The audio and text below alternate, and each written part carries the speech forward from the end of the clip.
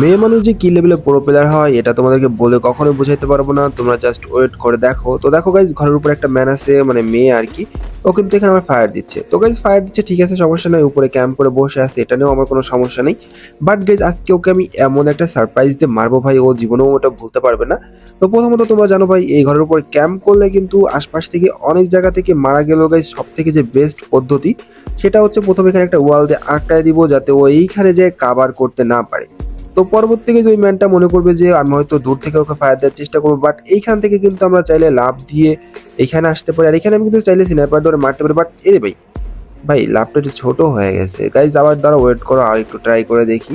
তো এখানে আসার পর হাত থেকে গানটা ফেলে দিয়ে একটা জাম্প করলে এখানে চলে আসবো। আর গাইজ আমার কাছে M79 টুকি টুকি। গাইজ মেয়েটা খাতা, এ ভাই এদিকে বিচিয়ালা মেয়ে মানুষ, ভাই রে ভাই। যাক সমস্যা নেই গাইজ, এখানে কিন্তু ওটা মেরে দিছি, মানে বেচারি পলাইতেই পারে নাই।